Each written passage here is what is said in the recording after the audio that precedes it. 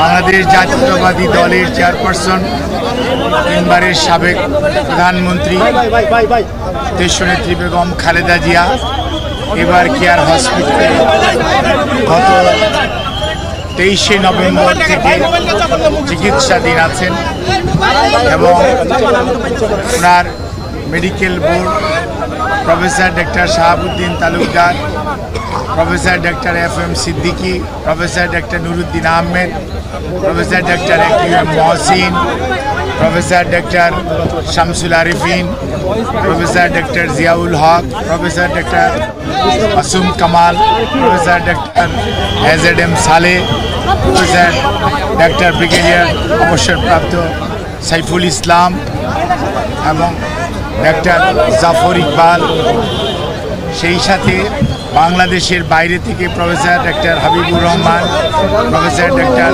রফিকুদ্দিন আহমেদ এবং professor John Hamilton, professor doctor Hamid Rob, professor John Patrick Kennedy, professor Jennifer Cross এবং doctor Zubaida Rahman সহ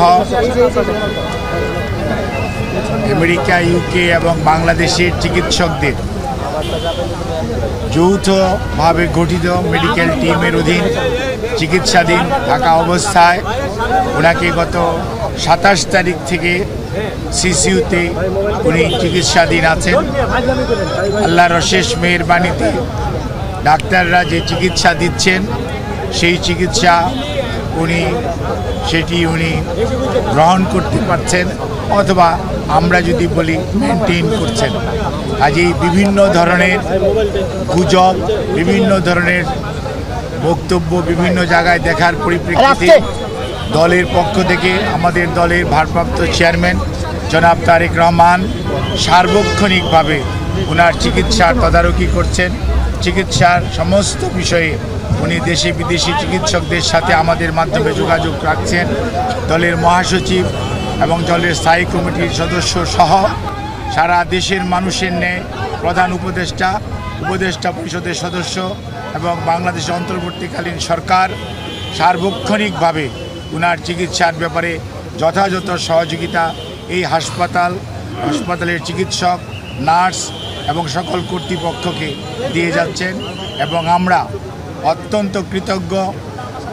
আমাদের বন্ধুপ্রতিম দেশ যারা, অর্থাৎ আমেরিকা বলেন, UK বলেন, পিপলস রিপাবলিক অফ চায়না বলেন, কাতার বলেন, আর সৌদি আরবিয়া বলেন, পাকিস্তান বলেন, ইন্ডিয়া বলেন, আমাদের অনেক সরকার এবং রাষ্ট্রপ্রধান এই চিকিৎসার ব্যাপারে তাদের সহযোগিতার হাত বাড়িয়ে দিয়েছেন।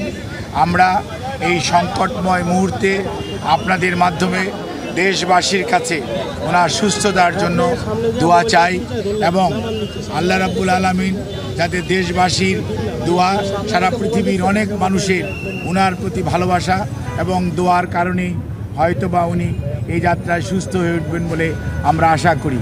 সেই জন্যই আমরা আপনাদের মাধ্যমে সবাইকে সর্বোচ্চ সংযম প্রদর্শন এবং সেই সাথে কোনো ধরনের গুজব ছড়ানো এবং গুজবে কান না দেওয়ার জন্য বিনীতভাবে পরিবারের পক্ষ থেকে, দলের পক্ষ থেকে আপনাদেরকে আমরা অনুরোধ করছি।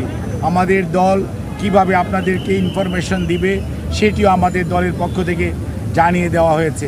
কাজেই সম্মানিত সাংবাদিক ভাই ও বোনেরা, আপনারা ধৈর্য ধরুন। দীর্ঘ 6 বৎসর যাবৎ আপনারা আমাদেরকে সহযোগিতা করেছেন।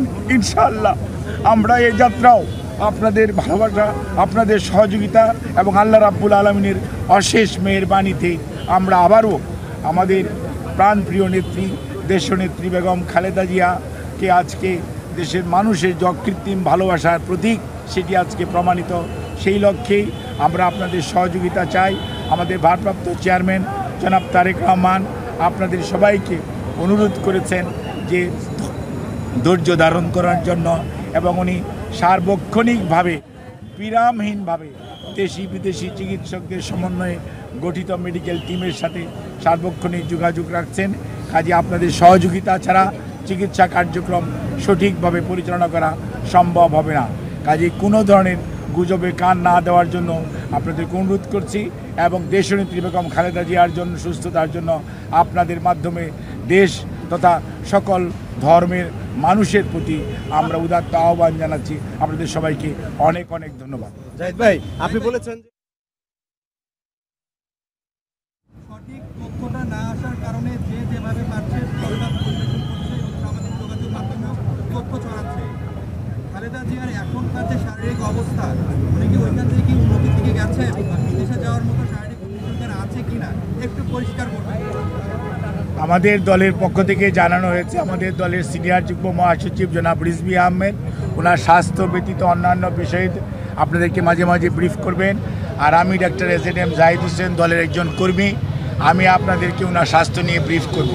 এর বাইরে আপনারা অন্য কারো ব্রিফিংয়ের প্রতি কোনো ধরনের কান না দেওয়ার জন্য দল আপনাদেরকে অনুরোধ করেছে। আপনারা যদি এটা মানেন, ফলো করেন, তাহলে আর কোনো গুজবের ছড়ানোর সুযোগ থাকে না। দেশের বাইরে নেওয়ার জন্য যে কথাটি আমি পূর্বেও বলেছি, মেডিকেল বোর্ডের সদস্যরা ওনাকে দেখেছেন। আজকেও ইউকে থেকে ওনাকে দেখার জন্য বিশেষজ্ঞ আসবেন এবং ওনারা দেখবেন। দেখার পরবর্তীতে ওনাকে যদি ট্রান্সফারেবল হয়, আমাদের যদি ট্রান্সফার করার প্রয়োজন পড়ে মেডিকেল বোর্ড মনে করে, তখনই ওনাকে সেই যথাযথ সময়ে ওনাকে চিকিৎসার জন্য দেশের বাইরে নিয়ে যাওয়া হবে।